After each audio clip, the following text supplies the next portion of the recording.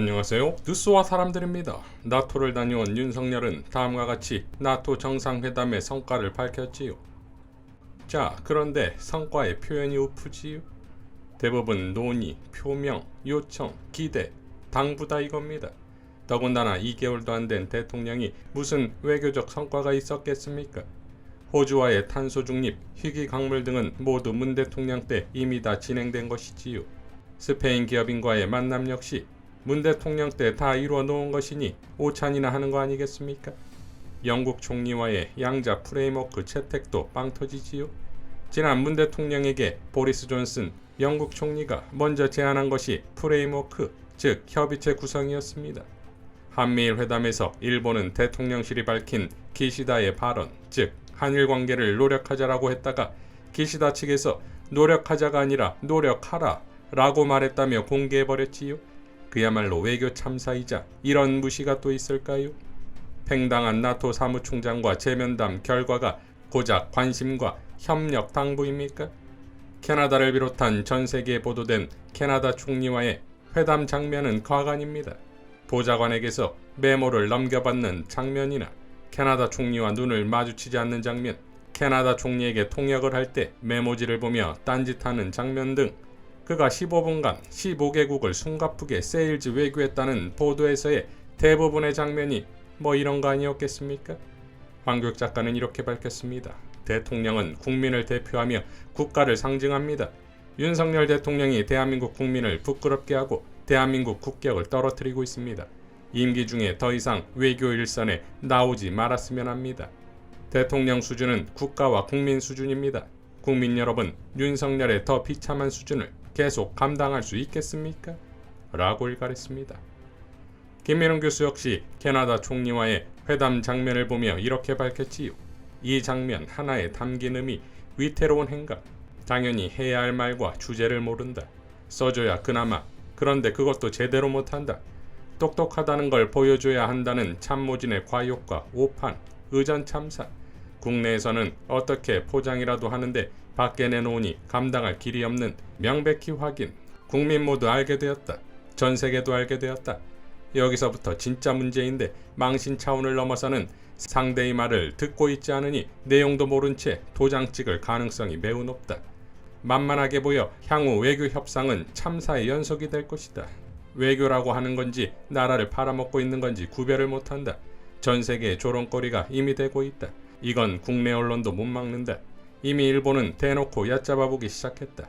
조만간 날아 들어올 청구서를 감출 것이나 결국 뒷감당 되지 못해 폭발할 것이다.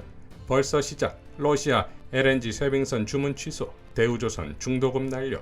버팀목이던 재계부터 등 돌릴 것이다. 언론도 뒤따를 것이다. 금년 후반기에 나라가 만시창이가 되고 있는 걸 누구도 부인하기 어려워질 것이다.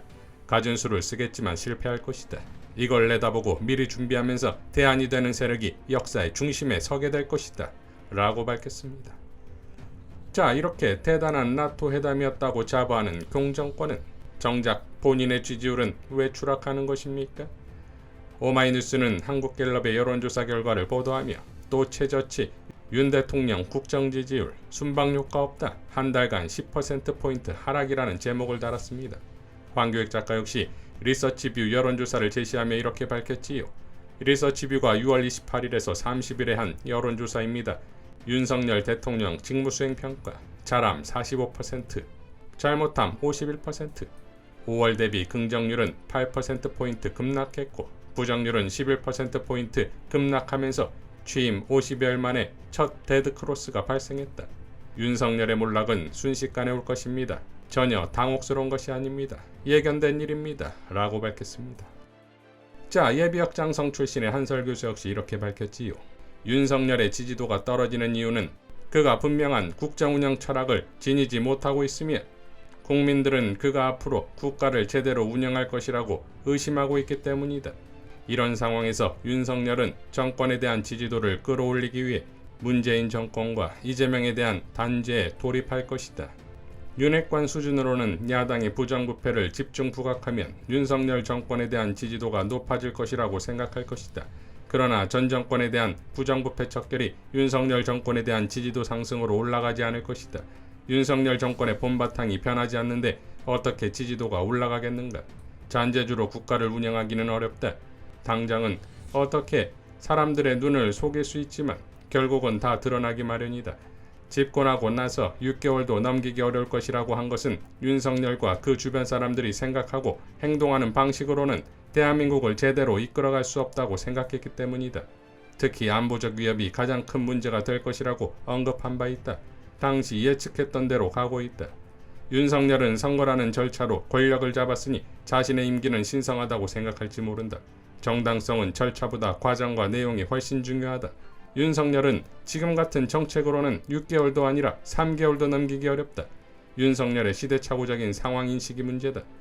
그는 한국이 직면하고 있는 문제에 대한 근본적인 고민과 성찰의 과정을 경험하지 못했다. 그는 박정희 시대에나 있을 법한 노사관을 가지고 있으며 경제 발전을 위해 자본의 편을 들어 노동자들이 권익을 양보해야 한다고 생각하고 있다. 상품의 경쟁력을 높이기 위한 값싼 외국 노동자들을 들여와야 한다고 생각한다. 윤석열의 가장 심각한 문제는 변화하는 국제안보 정세를 제대로 평가할 만한 능력이 없다는 것이다. 그는 여전히 냉전시대에나 맞을 법한 안보관과 국제정치관을 지니고 있다. 국가 통수권자로서 안보 상황을 어떻게 관리할 것인가에 대한 합리적인 생각조차 없다.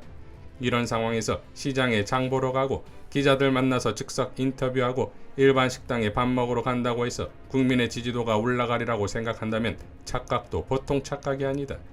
윤석열은 잘못된 대외정책으로 한국의 대외교역 환경을 점점 더 어렵게 만들고 있다. 국민들은 윤석열이 미국 편에 서서 중국 러시아와 싸우는 것을 바라지 않는다. 국민들은 다가오는 여러 가지 이유로 다가오는 경제 위기를 극복하기 위해 고민하기를 바란다. 윤석열은 그런 국민의 기대와 정반대로 행동한다. 나토 정상회담에 다녀오면 한국의 계산서가 잔뜩 날아들 것이다. 한국의 인민들은 미국의 이익을 위해 봉사하는 대통령을 바라지 않는다. 한국의 인민들은 재벌과 자본의 이익이 아니라 보통 사람들 그리고 어려운 사람들을 위해 무엇인가 노력하는 대통령을 바란다. 나토에 가서 한국산 무기를 팔고 원자력 플랜트를 파는 것이 중요한 것이 아니다. 대통령은 군사산업을 위한 로비스트도 아니고 한수원의 로비스트도 아니다. 대통령이 정말 해야 할 것은 우리의 교역 환경을 개선하기 위한 일을 하는 것이다. 윤석열 정권 들어 우리의 교육 환경은 점차 악화되고 있다. 윤석열은 대통령이 무엇을 해야 하는 사람인지에 대한 고민이 더 필요하다. 윤석열 지지율이 떨어지는 것은 그런 고민의 부족 때문이다 라고 밝혔습니다. 김민웅 교수는 이렇게 밝혔지요. 윤석열 지지율 하락 당연하다. 이런 판국의 순방효과 운운하는 언론 정신이 있는가? 대통령 윤석열에 대한 부정평가가 계속 커지고 있습니다. 당연합니다. 뭘 제대로 한 게 있어야 평가를 해주지요. 언론은 인사 문제, 민생 문제를 거론하고 있습니다. 그 바람에 순방효과가 묻혔다고 아쉬워합니다. 이게 무슨 소리입니까? 바로 순방효과 역시 점수를 줄 형편이 아닙니다. 지금까지 나온 지지율 조사는 이 항목이 담겨있지 않은데 그것까지 포함하면 볼만할 것입니다. 인사 문제만 보더라도 윤석열 치하의 검찰 직할 통치로 줄사표가 40명에 이르고 있습니다. 이전과 비교하면 서너 배입니다. 법무부 장관 한동훈의 검찰총장 없는 독단적인 인사의 결과입니다. 이와 같은 상황이 벌어질 때 언론이 흔히들 내세우는 표현이 있습니다. 학살 인사. 숫자만 봐도 이런 말이 나올 법한데 아무 소리도 없습니다. 더군다나 검찰 내부의 인권보호관 자리는 폐허가 되다시피 하고 있습니다. 좌천성 자리가 되고 있기 때문입니다. 검찰의 인권보호 지수는 이제 더 이상 기대하기 어려워진 것입니다. 순방효과 운운도 지나가는 우마가 웃을 일입니다.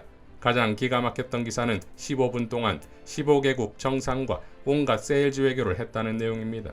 전 세계 외교사의 전무후무한 일일 것입니다. 윤석열 정권과 언론들은 한미일 군사동맹을 기정사실로 만들고자 기를 쓰고 있고 이게 마치 북핵 문제 해결의 정답인 것처럼 몰아가고 있습니다. 무책임의 극치입니다. 이 와중에 민주당은 제대로 된 논평 하나 없이 성과가 초라하고 의전이 어떻다는 식의 비판에 그치고 있어 그 역시도 사실 한심하기는 마찬가지입니다. 취임 한 달이 된 상태에서 지지율 40% 턱걸이도 전무후무하거니와 TK 지역에서는 한 주 사이에 무려 20% 하락세를 보였다고 하니 속으로는 엄청 초조할 것입니다. 만회할 기회가 있다고 믿을지 모르겠으나 집권여당의 당대표를 겨냥한 토사구팽 전투도 진흙탕이라 전망이 어둡습니다. 날이면 날마다 나오는 정책이라는 것이 민생을 위하는 것이 아니라 민생을 조이는 것 투성이입니다. 이제 스페인에서 돌아왔으니 대통령의 배우자 김건희는 2달 가까이 꽝꼬먹은 서면 수준의 경찰 조사에 뭐라도 답해야 하지 않을까요? 더는 미루기 어려울 것입니다. 도이치모터스 주가 조작 범죄에 모두 관여한 것으로 밝혀졌는데 혼자만 수사를 받지도 않았습니다. 모르고 그랬는지 공모인지 가려낼 기회가 주어진 것은 본인에게도 좋은 일 아니겠습니까? 막다른 골목입니다. 도주할 방법도 없습니다. 윤석열 정권의 앞날이 보이지 않습니까? 라고 일갈했습니다. 자, 그러니까 지지율이 날개없이 추락 중이다 이거지요. 이미 여론 따위 중요치 않게 생각하는 것은 당선 이후 청와대 용산이전에서 여실히 드러나지 않았습니까? 그러니 본인이 옳다는 것이고 옳다는 것이 확실한데 자꾸 비판하고 부정하면 당연 분노할 것이고 그 분노는 결국 칼이 되어 공안정국으로 가는 거지요. 이것이 모든 독재자들의 행태가 아니었습니까? 그러니 2022년 그것도 대한민국에서 이런 역사의 태보가 또 일어나지 않기 위해서는 당연히 마지막 보루인 국회밖에 없다 이겁니다. 박홍근 원내는 이렇게 밝혔지요. 민주당은 국회 파행과 야당 공격만 일삼는 국민의힘을 계속 바라만 보고 있을 수는 없습니다. 이제는 국회에 문을 열어 시급한 민생 입법이나 필수적 인사청문 등 일을 해가야 합니다. 그래서 부득이 국회법 절차에 따라 내일부터 시작되는 임시국회 소집 요구서를 제출했습니다. 원구성이 동시에 완료될 수 있다면 더할 나위가 없겠지만 집권여당의 무책임과 무성의로 국회 공전이 장기화되고 있으니 우선은 최소한의 조치로 한 달 넘은 입법수장의 공백 사태라도 신속하게 해소하기 위해 국회의장만이라도 선출하고자 합니다. 라고 밝혔습니다. 자, 참고 기다리고 인내하는 것은 여당이 하는 거 아닙니까? 민주당은 야당의 야성으로 거침없이 질주하기 바랍니다. 이상 느수와 사람들이었습니다. 시청해주셔서 감사드립니다.